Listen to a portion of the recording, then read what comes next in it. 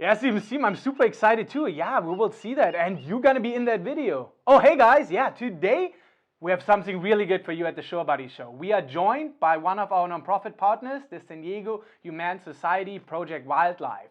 So we partnered up with them during this pandemic, and all profits from every Steven sale from our website is directly going to them to help them navigate through this pandemic. So we are joined by Padilla. The Zoom is almost set up, and yeah, they're gonna give us a little tour of the facility. So stay tuned.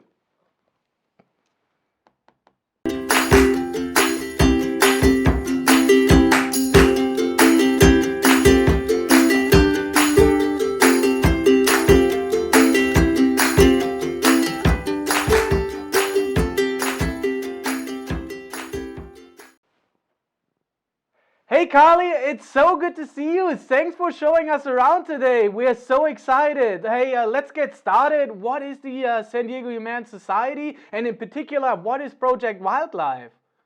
The San Diego Humane Society, we're an animal shelter here in San Diego where we take in dogs, cats, guinea pigs, rabbits, anything that can be your pet. We'll put them up for adoption, so you can always come here if you're ready to bring a new family member into your household. Or if you might have lost your dog or your pet, you can also come to our center as well to look for hopefully find your family member as well. Project Wildlife is a wildlife portion of the San Diego Humane Society. We take in sick, injured, and orphaned wild animals. Our goal is to rehabilitate them and release them back out to the wild. But education is also a huge part of our organization. We're always trying to teach people about our local wildlife, why they're here in San Diego, and why it's so important to live together with them. So coexisting is our big word that we use here at Project Wildlife. Yeah, absolutely, absolutely. Coexisting with wildlife. And have you guys seen like a huge uptick in like treatments and taking in patients and residents with the Corona crisis? Yeah, so definitely when COVID first started, we were seeing a lot more patients coming in around March and April. We believe that more people might have been going out for walks and maybe finding animals that they might have not normally seen if they were at work during the daytime. Right now, we're at in June, we're kind of at the same level that we were this time last year, but we're definitely getting in a lot of patients. We got in 110 animals just earlier this week. 110, wow. So we're definitely super busy here. So we have a wonderful veterinary team with a full-time vet, some vet interns and vet assistants as well, and vet techs. And so they're working around the clock to get these animals, to get them treated. We get them into our animal care rooms, and so that hopefully their path to rehabilitation and release is fast, and we get these guys right back out to the wild where they belong. Yeah, it's great. That's great. It's great, and we're so happy, to be able to help you guys out through those tough times. And I see Steven right behind you there already. So you guys take in like birds and wildlife and really bring them back. Oh my gosh, so we take in everything here at Project Wildlife, from our shorebirds and seabirds to our raptors like hawks and falcons, to skunks and opossums and rabbits and bats. You're really lucky you're not here right now because we just got some skunks in today. So we're very used to, and unfortunately we're a little nose deaf too now, but yeah, we've taken all the wild animals here in San Diego County. So if any of the wild animals, from the songbirds, the seabirds, to our mammals, if they are hurt or injured in any way, you can definitely bring them into Project Wildlife. And like I mentioned earlier, our goal is to get them successfully released back out to the wild. Right. So how do the people get a hold of you guys? Like they would just call animal rescue if they see like an injured bird?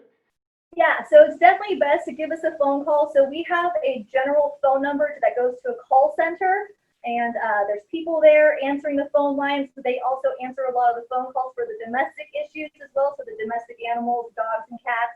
So hold tight, because sometimes it might take a while to get through to someone. But if you can't get through on our phone line, you can always go to the website. So sdhumane.org, Project Wildlife is a tab on there. We put a ton of information about our location, about when to intervene and leave the animal alone when the animal does need to come into us. Right now, it's baby season, so we're getting in a ton of baby birds. And one thing that people don't know is that most baby birds learn to fly from the ground up. So sometimes people come across a baby bird and it's just hopping around. They assume it's injured. They pick it up and bring it into us when mom and dad were nearby, still taking care of the baby. And with gulls in particular, which we'll see in a second, is they actually nest on the shoreline. And so they build their little nest kind of just right in the sand, usually hidden a little bit, and the eggs are actually a little colored and spotted to blend in and camouflage with the environment. So sometimes we actually have a patient will show you that a really good Samaritan thought they were doing the right thing. They picked up the egg, it started hatching on the way into the care center. So now we have the baby, and now he's in with some other baby gulls, and our hope is that they'll all be raised together and released back out. Yeah. It's such amazing things, you guys. So how do you do it? Like, show us the treatment. Let's go on a tour. Let's take a look real quick. I'm gonna put my mask on so that we're following rules and compliance. I'll let you go first. So guys, we're taking a real tour here with San Diego Humane Society. This is Project Wildlife. Wow! Behind the scenes. Project Wildlife. So right here is our intake exam room. So we have our vet techs right over there, actually looking at a new, looks like maybe a Cooper's hawk that they're doing an exam on to kind of assess and see. They're standing him up to see if he's able to stand. Sometimes animals come in from window strikes, so they're not always watching themselves when they're flying, or sometimes they're flying and they might come across a tall building that they might not see the windows. So window strikes is really common with us as well. This room right here is our critical holding room. So this is going to be where patients are going to take a little more time, that the vet staff is right here across the way, that if they have to be checked on a few more times, that's what they'll be. But we're going to head on back to our bird room. Back here.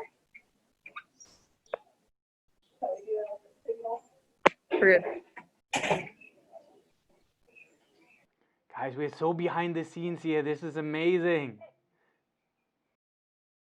In this room, hello, these are our friends that are working, our wild animal care specialists, and this is Ben. And so this is our bird room. So once our animals get their clean bill of health and they're a little bit older, this is the room that they're going to come to. You can see that it's got open air so that the animals can get adjusted to the outside temperature.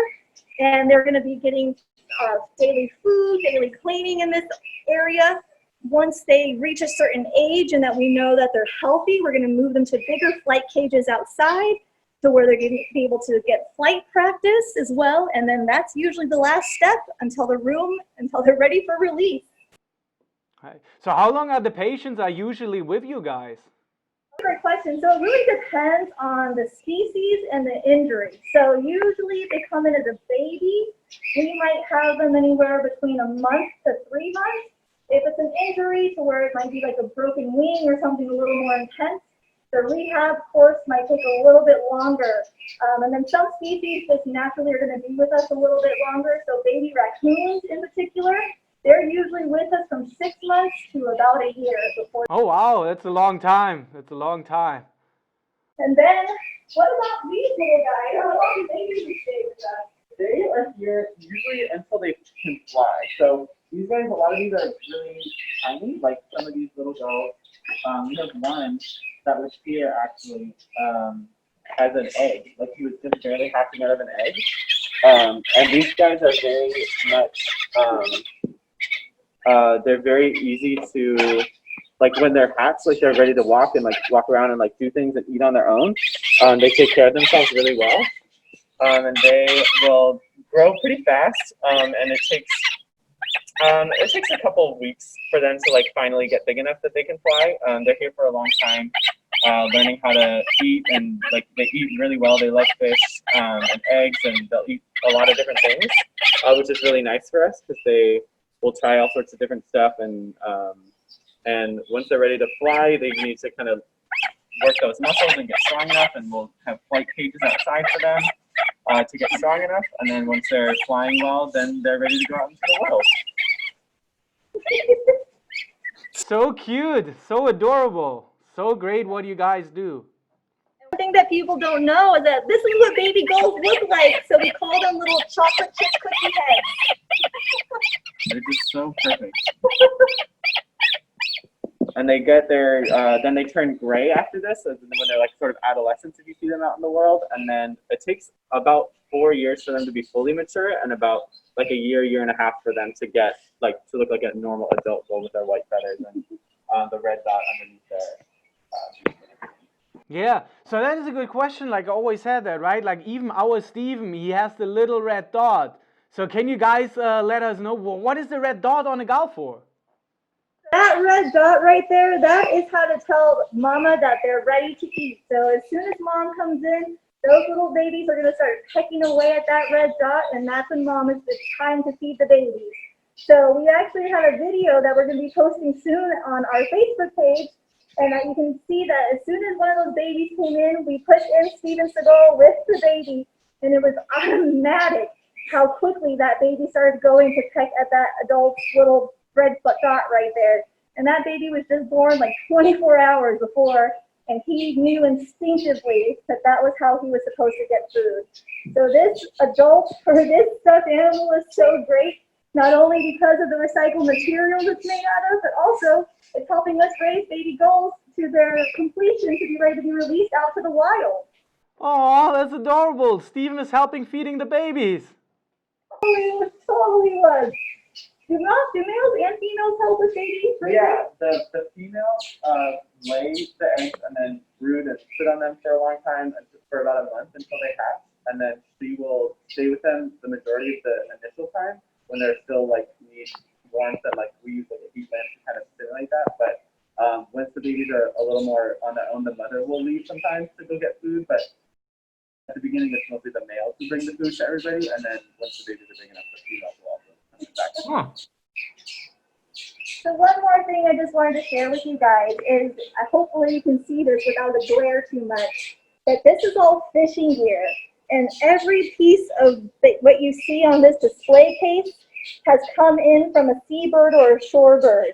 And we actually have one patient here that is a baby gull that came in with a fishing hook wrapped around them and hooked on them. So one thing that's really important about coexisting is that if you go fishing or you're going out into the ocean area, just really make sure you're doing your part and you're picking up your trash behind you.